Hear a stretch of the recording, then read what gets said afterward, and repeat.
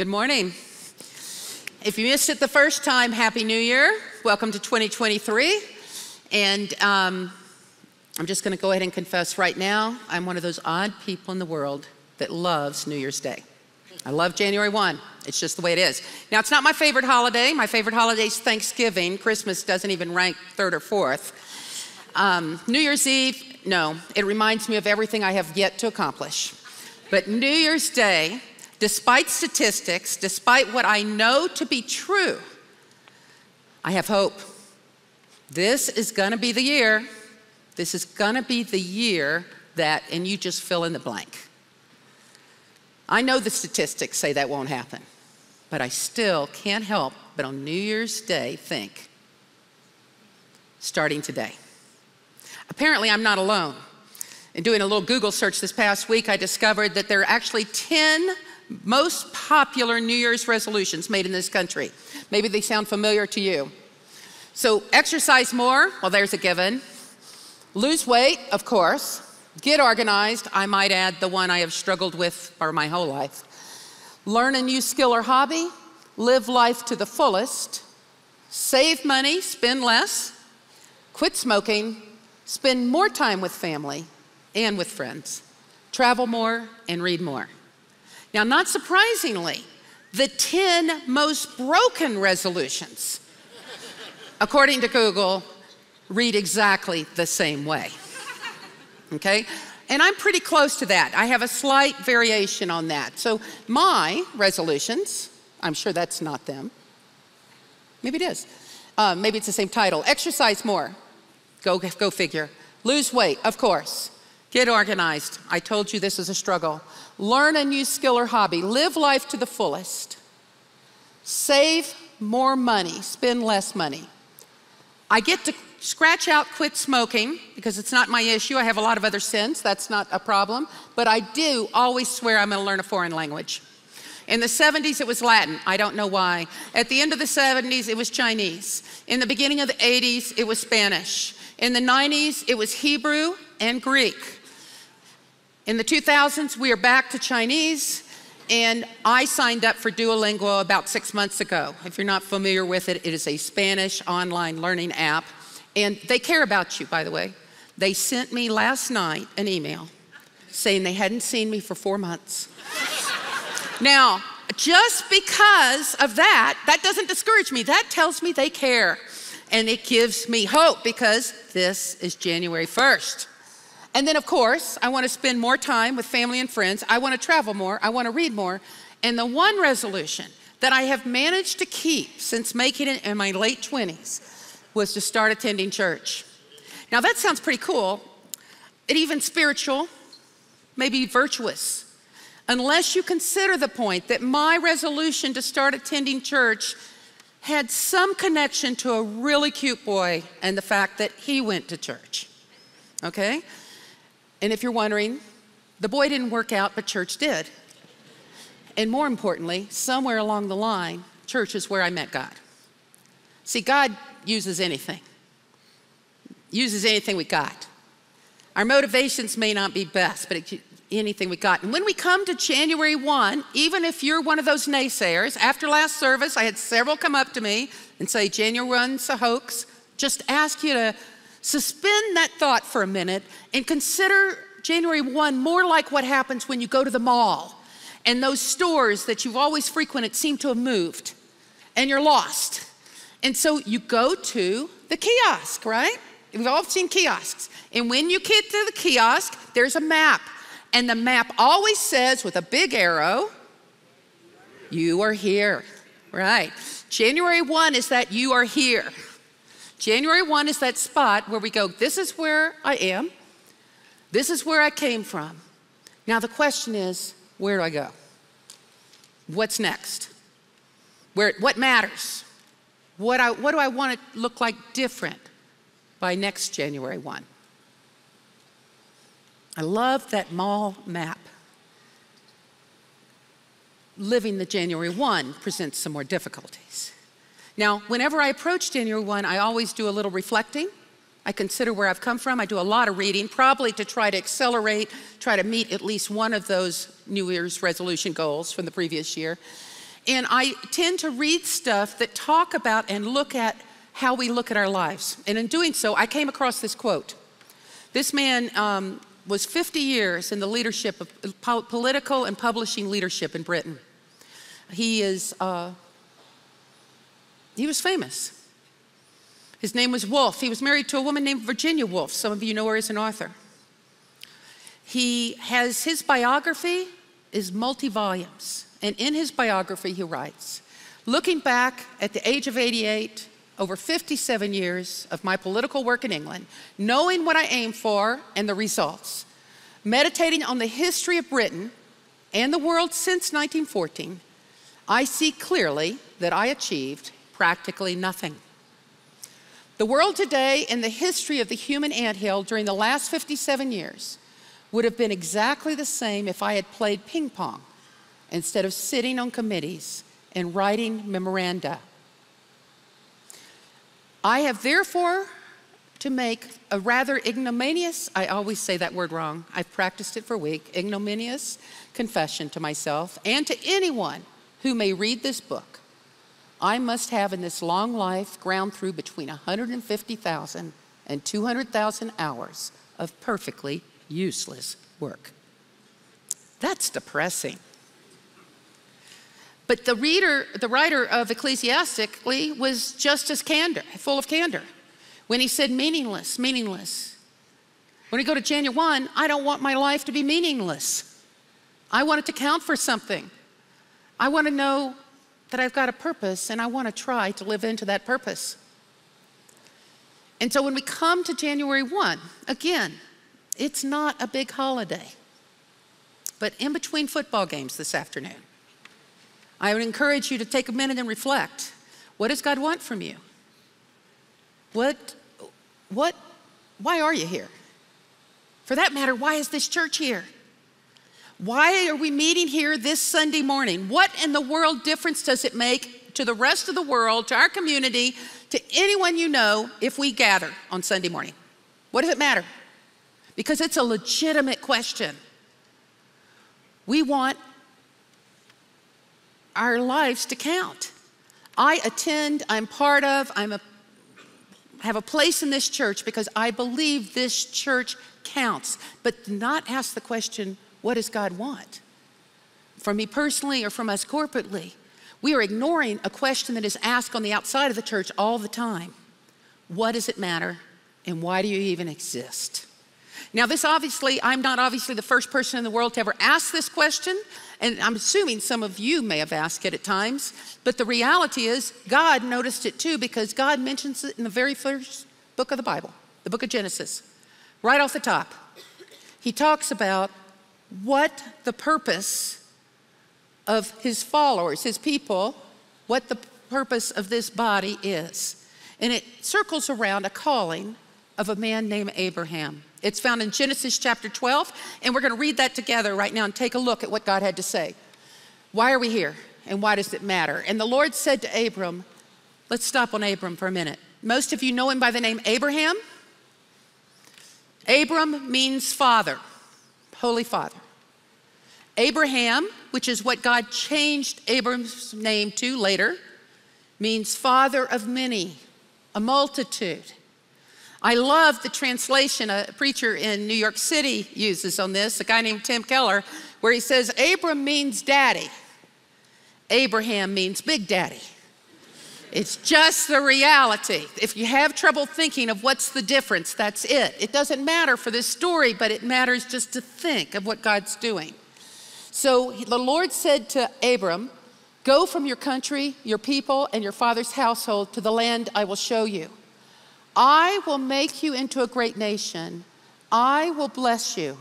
I will make your name great, and you will be a blessing. I will bless those who bless you, and whoever curses you, I will curse. And all the peoples on earth will be blessed by you.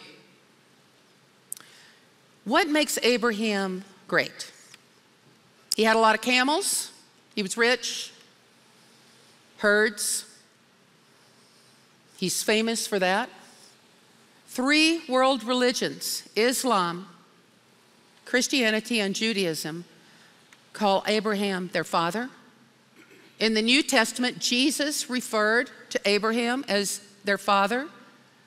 Romans, Galatians, Paul discusses us as being children of Abraham as our father. Not biologically necessarily, though sometimes, but children in the sense of part of the family, children of faith. And God said to Abraham, he called him. That's unique. Now God also, if you look at the name of Abraham, he's famous for monotheism, if you know where that is, one God. That's pretty normal nowadays. The idea of worshiping one God is no big deal. It was unheard of in the time of Abraham. It was unheard of in the time of Christ. One of the accusations made against Christians in the early church is that they were atheists because they worshiped some sort of God out here that nobody could see. They only worshiped one God. They didn't understand there were many. Abraham is credited with the beginning of belief in one God. Three world religions still impacting our world today. One God. Oh, and he was old when he had kids. And when I say old, he was 75 when he found out he was going to have kids. He didn't have them until he was after 80, which is a really big deal when you consider the age of his wife. She was not that much younger. It was a biological miracle. Probably a headache, but a biological miracle. But that's not why it makes him unique. What makes Abraham unique in all of history is the call of God. The call of God, because Abraham was chosen and called by God. In the same way, I might add, that those of you in this room that follow Jesus, that are Christians, we were called by God. It's the exact same calling. It is a call to follow God, Yahweh, follow Jesus, and it demands a response. It demands a response in which you make a choice. It's a call, if you will, a call of God that will shape your life, whether you accept it or reject it. It forms how you think, how you act, how you spend your money, how you treat people. It's a call on this church. This church begins because of the call of God. The call of God to make his name known, to bless this world through Jesus Christ. It is a calling that is unique in all of history because it comes from the one true God. And it comes from us. Now the question is, why Abraham? For that matter, why you? Why me? Why would God call this church? What makes us so special? And I think that's where we get in trouble sometimes. If you've picked up any children's books, if you've ever read them, and I've looked at quite a few in the last week, they almost all say that Abraham was a good man who had great faith and God called him and used him. The problem is we've got to think about Abraham's history, because Abraham was not a great man, not a good man, for sure. And he definitely didn't start out as a man of great faith. Genesis begins with the story of God's creation, and it was good. And very soon, it turns out that it was not enough for his creation. And by the time we get to chapter 11, there has been wars, there have been killings, murders, slander, destruction, judgment. There have been betrayals. There have been families split apart. And the world is coming to an end. And worse, when we get till chapter 11, we find out that the one line that in Genesis of people, the one family that is supposed to carry the truth, that knows the truth of the one true God, even they have evolved into paganism. Let's look at Genesis 11. This is the account of Terah's family. Now Terah, I'm betting some of you know what that actually means, especially in the science community. Terrestrial, it's moon, basically. Terah's family line. Terah became the father of Abram, Nahor, and Haran. And there was some more there. Terah took his son Abram, his grandson Lot, son of Haran, and his daughter-in-law Sarah, the wife of his son Abram. And now Sarah was childless because she was not able to conceive. And together they set out from Ur of the Chaldeans to go to Canaan. But when they came to Haran, they settled there. And Terah died in Haran. Okay, they came from Ur. Archaeological digs have revealed that Ur was an amazing city. An amazing city somewhere in southern Iraq. It was phenomenal. Its architecture, its engineering, its water supply and irrigation methods. It was unbelievable. It surpasses anything for centuries following. But it also was a city inundated with a religion of paganism and sacrifice that was just dark. It is a very dark place. And it comes in the line of God's people to the point where the family that is now supposed to be worshiping the one true God takes the name of the pagan god, because the moon god was the primary god of Ur. God does not go to a good family. He goes to a bunch of pagan worshipers. And that's where he calls Abraham. And lest the text be too vague for you, if we read in Joshua, we can also see the same thing. In Joshua, as he's getting ready to take the people into the promised land, he said to the people, "This is what the Lord, the God of Israel, says. Long ago, your ancestors, including Terah, the father of Abraham and Nahor, lived beyond the Euphrates River and worshiped other gods." The people who would become the father of Judaism, Christianity, and Islam was an idol worshiper. Something forbidden by Scripture, something condemned as leading to death itself. And not only that, they're an interesting group, but they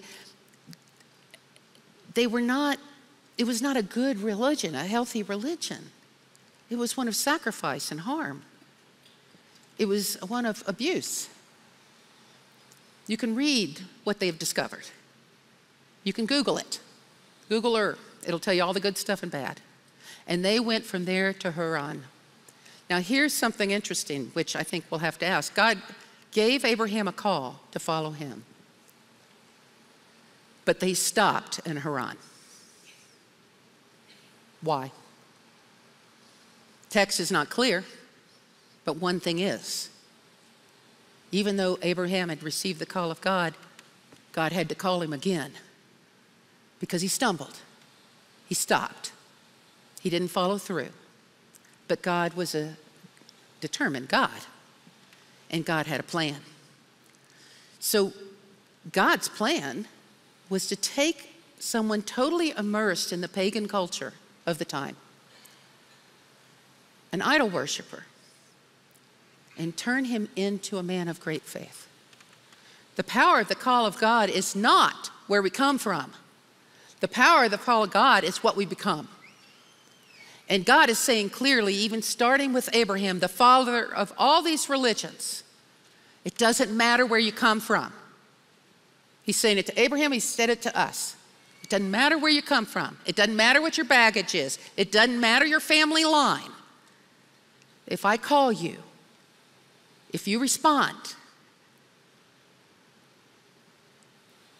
follow me, and I will make you, I will bless you to be a blessing. Now, let's go back to the plan of God for a minute. In fact, there's a quotation by Lawrence, I can't remember his name. Yes, Lawrence Richards. He was actually one of the most prolific writers of Christian literature in the 20th century and one of the most unknown. But Lawrence Richards wrote, "The importance of Abraham in Genesis is that through Abraham, God reveals his purpose and goal for the universe. And in promises to Abram, God revealed that he had a plan." The world had fallen, as they say, literally to hell in a handbasket. But God wasn't willing to leave it there. And God wasn't bothered by a pagan culture. God reached into that culture and called a man. Let's go back and look at it again. The Lord said to Abram, "Go from your country, your people, and your father's household to the land I will show you. And I will make you into a great nation. And I will bless you. I will make your name great. You will be a blessing. I will bless those who bless you, and whoever curses you, I will curse. And all the peoples on earth will be blessed through you." What was God's plan? 3 verses, 5 blessings. 3 verses, 5 blessings. I don't know if you're familiar with Hebraic structure for poetry and for prose, but basically what you have here is a sandwich. When you and I eat a turkey sandwich, we don't really say, well, you get 2 pieces of bread, and then you put spicy mustard on both slices, if you're me. Then you add dill pickles, never sweet, just in case you ever order me a sandwich, a slice of lettuce, put some turkey, maybe some cheese, and maybe an extra dab of that spicy mustard, close the sandwich, and that's what we have. No, you say, I have a turkey sandwich, all right? This is what they do. It says, I will bless you, I will make your name great, I will make you known. Why? The middle phrase between the blessings that are personal in the beginning and the blessings to the world in the middle is the call. You will bless others. You will be a blessing. The call that God put on your life, the call he put on Abraham's life, is that you're to be a blessing. You're to follow him and be a blessing. Now, I don't know about you, God's plan on how to fix all the problems in this world were to bless others. When I think of how to fix the problems in the world, I tend to go to 2 extremes. I either think if we work harder, study harder, plan harder, spend more money, educate, pass laws, get the right people in there, kick the wrong people out, if we do all that, we can change the world, all right? Or I go to the other end. This world is beyond hope. We're gone. Just pray to hold on. Maybe God will spare a few of us, pull us out, save the holy remnant. Hopefully I'll be part of it. Problem is, Bible doesn't do either one of those things, and it doesn't do it with Abraham. He was called to be a blessing. He was called to be a blessing, but he wasn't called to go one side or the other. In fact, his calling is actually sort of odd.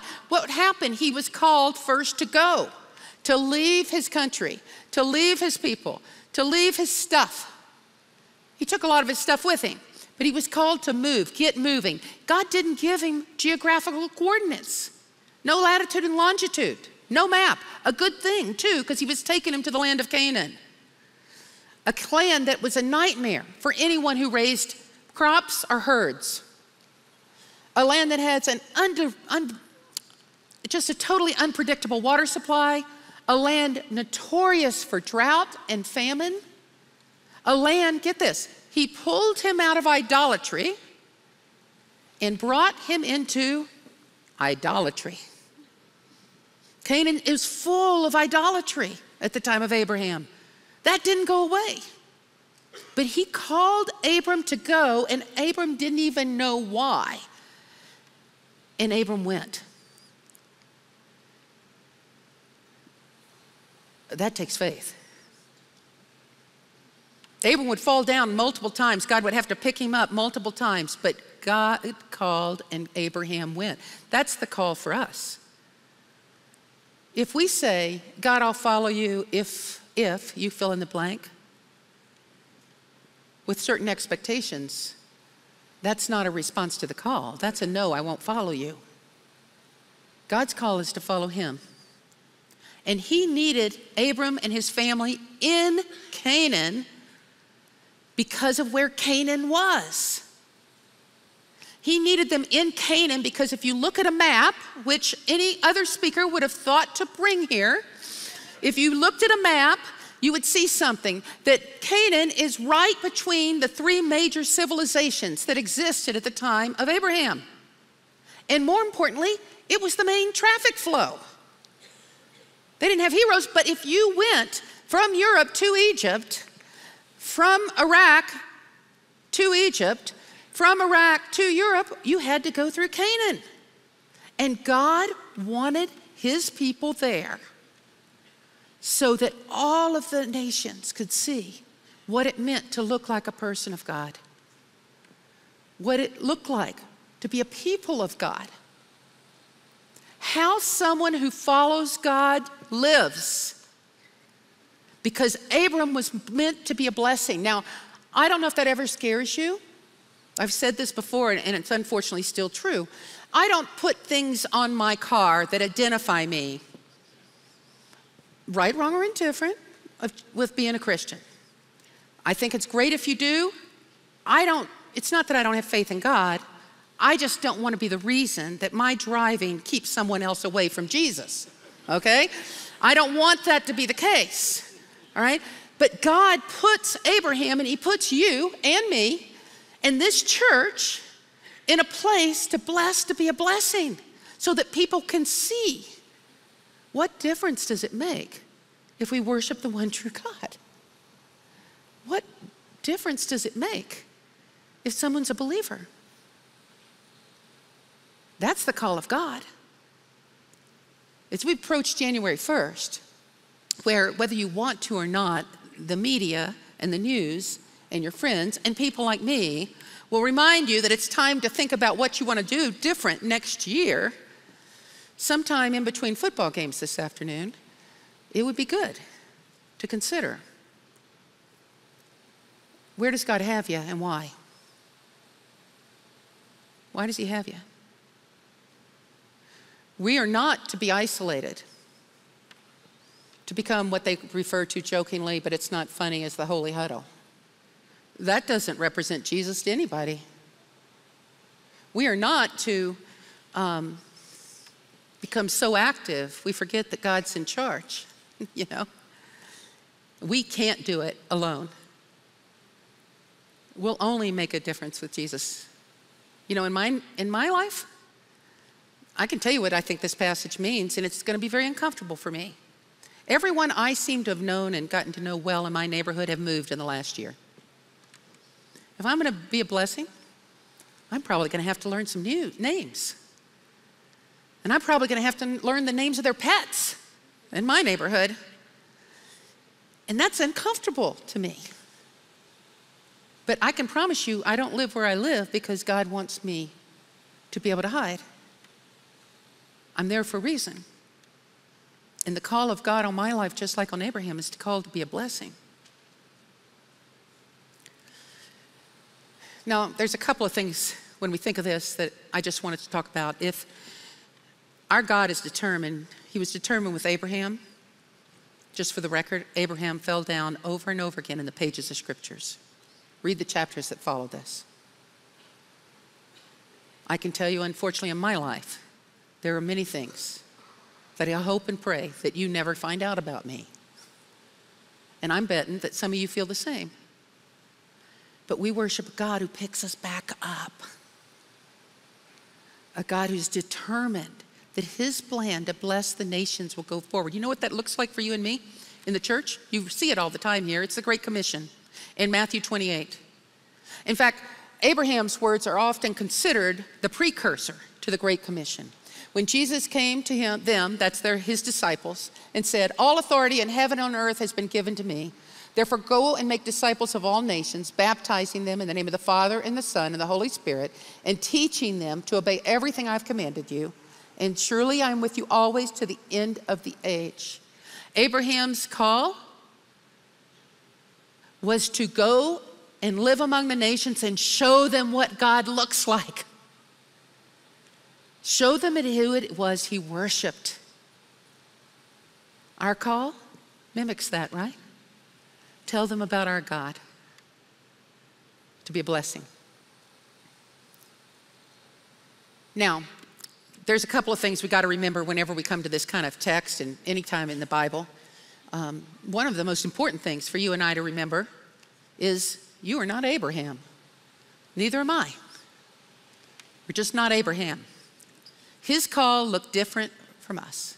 I am assuming most of you do not live in the ancient Near East, nor do you have property currently in southern Iraq that you need to move from. But if God has called you to be a believer, he has called you to consider, what do you have to let go of to follow him? It may not be a physical, geographical move like it was for Abraham, but you are to represent him where you are. If you don't feel like God's called you, or you're not interested in that, or it's just not your thing right now, or you don't know what you think, my bet is God is calling you right now. You wouldn't be here. And my prayer for you would be that maybe you'd step over to the trailhead and talk to someone about it. But for those who actually say they worship Jesus, worship God, you are not the same as someone else's call, but you are still called to do the same thing, and that is blessed to be a blessing. You are to make a difference where you live. Maybe it's your family. Maybe it's time to change some of that. Maybe it's your neighborhood. Maybe it's time to introduce yourself to a few people. Maybe it's where you work. Maybe it's some club. But you are not here by accident. You are where you are because God wants you to represent him where you are, and how you treat people and how you love people. I really love a phrase that Phil Yancey uses. Well, actually, it's the next point I was going to make. So you're not Abraham, but you are a dispenser of grace. That's a Philip Yancey term. That is something, he's an author here in Colorado, a Christian author, that I just think when he talks about Abraham, he says, we're not a water cistern, that collects water. We're not the dams. We're not the big reservoirs, okay? We're the conduits that take the water out. Just as an aqueduct in the ancient world or pipes removes the water and moves it to where it's needed today, that is what our job. We are to be dispensers of grace. If we have experienced grace, which I'm betting you have, then you are to offer it the same way. If you have known forgiveness, we got to learn how to forgive. But we represent our God. And God has called us to be a blessing, and part of that blessing is to dispense grace. But to do any of this, what we have to remember is probably more important is who God is, who God actually is. That we worship a God, we follow a God who speaks life into places and people who seem dead. The opening song we sang today declared that God gives life out of death. That's what we declared. We said it. Question is, do we believe it? When we see an impossible situation, when we know the door is closed to us, do we write them off? Or do we pray? Do we offer hope or condemnation? God will take care of the condemnation if it's needed. Our call is to be the blessing, to dispense the grace, because we know, just as God went to Ur, a city so dark and death that any remnant of the living God had disappeared, and the only gods that still existed at the time of Abraham were those made by human hands. God went to there of all places, and he called an idolater of all people, and he changed his life. Because that's the promise of the call of God, is your life will change. It'll never be the same. And then maybe most important is to remember we do worship a determined God. We worship a determined God who from the beginning pages of Genesis, his desire was that the world would know him. And over again, he reached out, and when he came to Abraham, he became a plan where those who would follow the call of God would be the blessing that drew people to that God. I don't know what the rest of your day looks like. I'm hoping that y'all have some fun. Maybe a few people need to catch up on sleep. But I do know this. Whether you get into the resolution stuff or not. I have to admit I never write them down because somehow it feels like I fail if I don't get to them when I write them down. I think them though, because I still have hope. But I will say one thing I do pray for you guys and me, and I will continue to do that this week, is that God shows you where exactly he wants you to be a blessing and what that's going to look like. And probably like Abraham, it won't be that comfortable. It might take you places or involve you with people that's not your thing, but you don't go there alone. Because the whole idea of the call to follow Jesus is to follow God. And that means he's there with us the whole time.